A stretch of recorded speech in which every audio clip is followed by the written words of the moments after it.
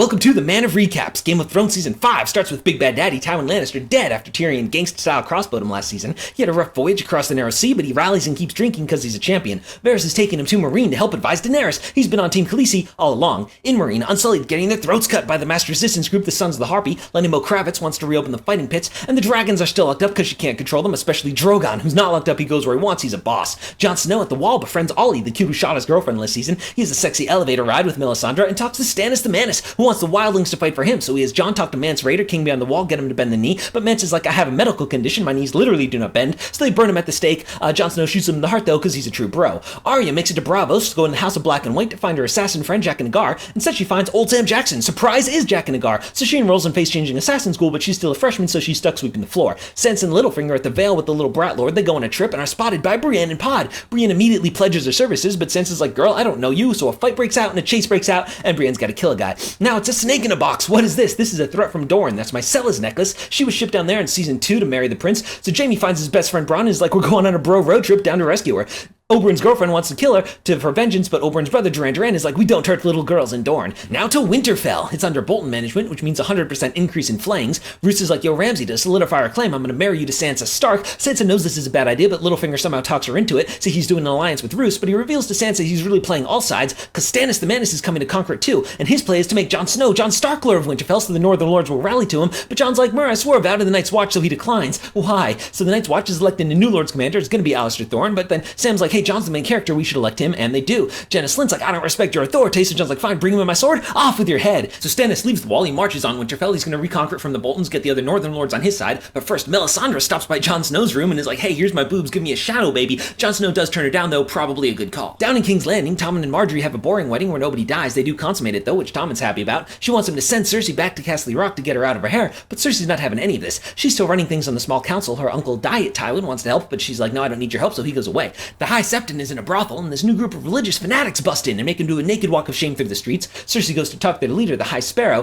who seems like a nice guy, so she's like, oh, I'm going to use you for Operation Tyrell Takedown. First, I'm going to send Mace Tyrell, make him Master of Coin, send him to Braavos to meet with the Iron Bank, and send Meryn Trant with him. That'll matter later. Then she rearms the Faith Militant, so they go on a rampage through the streets, busting up the things, and she tells them that Loras Tyrell is gay, so they go to arrest him. One of them is Lancel Lannister, by the way. That's her cousin that she was sleeping with in season 2, up to kill the king. Yeah, so this definitely won't come back to bite her. So Marjorie's like, Tommen, release my brother from prison, so he marches down there, but this guy stands in her way scarily, so he chickens out. Now Tyrion and Varys go to a brothel. They find a great Daenerys cosplayer, and Jorah Mormont, who's drinking his sorrows away. Remember, he was banished last season, so Tyrion's taking a piss, and Jorah kidnaps him and is like, hey, I'm taking you to Meereen to give to Daenerys. And Tyrion's like, lol, funny story about that. In Meereen, Dario's hunting down Sons of the Harpy who are Anne-Franking it. They want to give him a fair trial, but Dany's ex-slave advisor is like, no, we should just kill him, so he does, and Dany has to execute her loyal ex-slave advisor, which starts off class warfare in the city, and the Sons of the Harpy ambush them. Grey Worm's there, he's getting stabbed, but then Barristan the Bold comes to save the day, and he's cutting them all down because he's a great fighter, but there's too many. He's stabbed, and Barristan dies. Grey Worm does survive, though. He and Missandei do still have a romance arc going. Anyway, Daenerys friends of all the great masters, feeds one to her dragons, like, yeah, that'll teach you, but then she's like, okay, I'm gonna make peace, so I'm gonna marry Lenimo Kravitz and reopen the fighting pits. So Jorah and Tyrion are on a boat sailing through the ruins. They have a dragon sighting, and then they're attacked by stone men. Yes, these people have grayscale. That's what Stannis' daughter Shireen has, but a more advanced case. Anyway, the one's dragging Tyrion down into the depths to drown, but no, he's fine. Jorah, though, did get touched, so he's infected, and like a douche never tells anyone. They're captured by slavers who want to kill Tyrion, but he talks his way out of it, basically by telling them he has a big magical dick. He convinces them to sell Jorah to the newly opened fighting pits of Meereen, so once again, he's been kidnapped, but is still heading to the same place. They start in the minor league gladiator pits, but for some reason, Daenerys happens to be there, so Jorah makes sure he beats up everybody so he can say, hey, Khaleesi, and she's like, lol, didn't I banish you? He's like, look, I got you a dwarf, it's Tyrion Lannister. She's like, what is going on? Okay, I'm gonna make Tyrion my new advisor, I'm gonna banish Jorah again,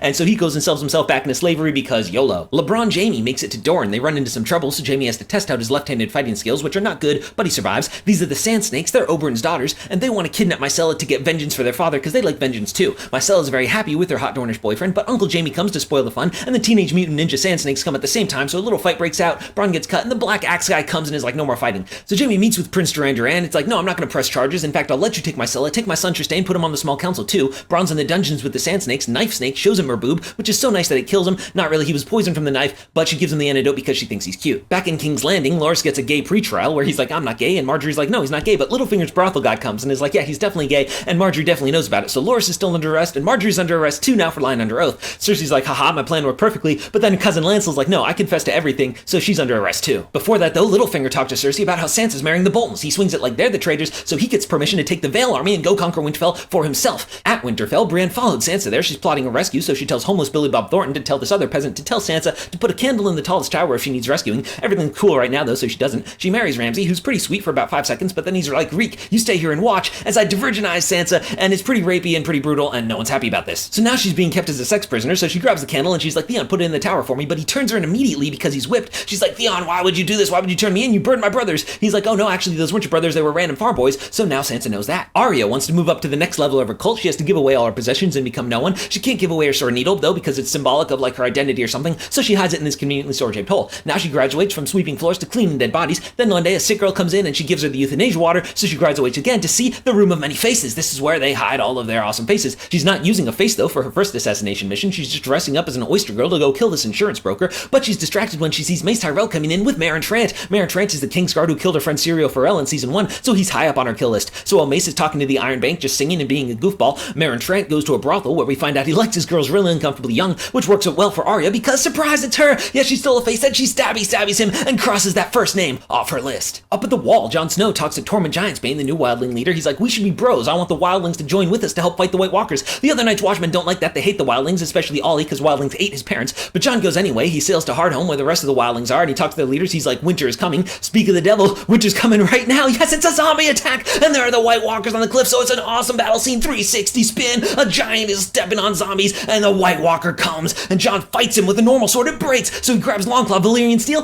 boom, blocks it. It's like, what happened? Bam, shatter them. What, Jon Snow? Anyway, they go all World War Z, so they have to get out of there, and then the White Walker leader shows up. It's albino Darth Maul. That's right, we saw him last season turn Craster's baby into presumably one of them, so he's here. He's like, come at me, bro, uses mass raise dead. Now he has an even bigger army of ice zombies, and basically winter just came all over the place. Now Stannis on his way to Winterfell is totally snowed in, so Melisandre's like, hey, we can burn your daughter to melt the snows because she has king's blood. He's like, what? No, I just had a sentimental moment with my daughter like 2 episodes ago. Now the Boltons are talking about it. Ramsay's like, give me 20 good shirtless men. We're gonna ride out there, set their camp on fire so that they have no supplies left. Stannis sends Davos back to the wall to get more supplies, and Shireen's like, hey dad, I want to help. Is there anything I can do? He's like, yeah, there is this one thing. You can burn alive. What? No. Stannis' wife has been pro-burning this whole time, but now she chickens out and tries to save her, but it's too late. Shireen is burned. No. Bad Stannis. Bad. Anyway, it's gladiator time again. Jorah's in the major leagues now, and long story short, he wins again, and this time a no-scope snipe because there's a Sons of the Harpy attacking. Yes, they come and they stab Lenny Mokravitz. I guess he wasn't their leader after all, and Jorah's like, Khaleesi, come with me if you want to live. So they're surrounded in the pit facing certain death when Drogon flies in. Yes, he starts burninating all the Sons of the Harpy. It's super sweet, and Dany's like, yo, I'm busting out of here. She's flying on a dragon. Anyway, the Shireen sacrifice actually worked. The snow's melting, but his army deserted him because they don't want to follow a guy who burns his daughter. Also, his wife hung herself, and then Melisandre decided to bail too. Bad day for Stannis, but he's like, we march on to Winterfell. Podrick Payne sees them and is like, yo, Brienne, Stannis is over there. She's like, oh, I want to kill Stannis because his shadow baby killed Renly, and I loved Renly. She's like, oh, Sansa will be fine for 5 minutes while I leave. But of course, right then, Sansa escapes and lights the candle. So Stannis is like, yeah, it's siege time. I love a good siege. But the Boltons ride out to meet him. He's like, fine, last stand. Hordes of his foot soldiers. Doesn't go well. Stannis' army is dead, and Stannis is there. Brienne comes up. She's like, hey, I'm a totally random person here to kill you for something you did 3 seasons ago. He's like, yeah, that makes sense. Boom, Stannis is dead, except it cuts away weirdly, but we assume he's still dead. Sansa's escape is stopped by Ramsay's psycho girlfriend, but Theon grows his balls back and throws her off the cliff. Yes, he's like, come with me, I know a secret way out of here. It's right off the wall. We'll just jump,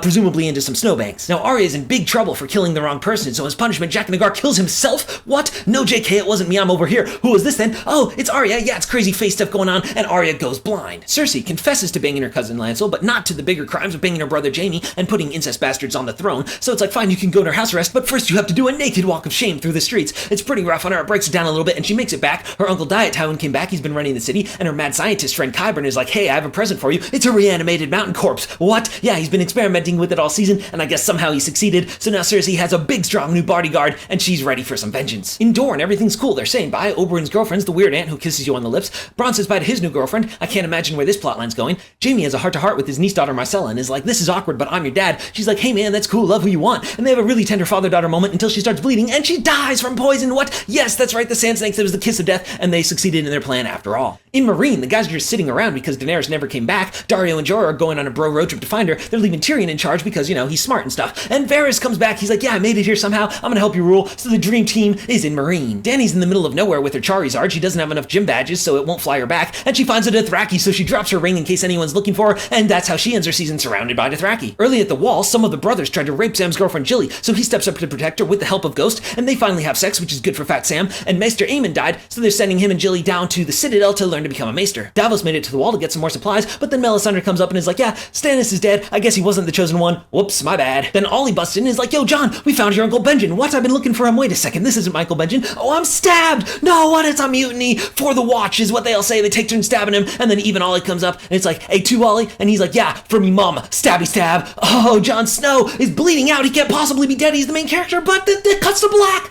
Ah! And that's how season 5 comes to an end.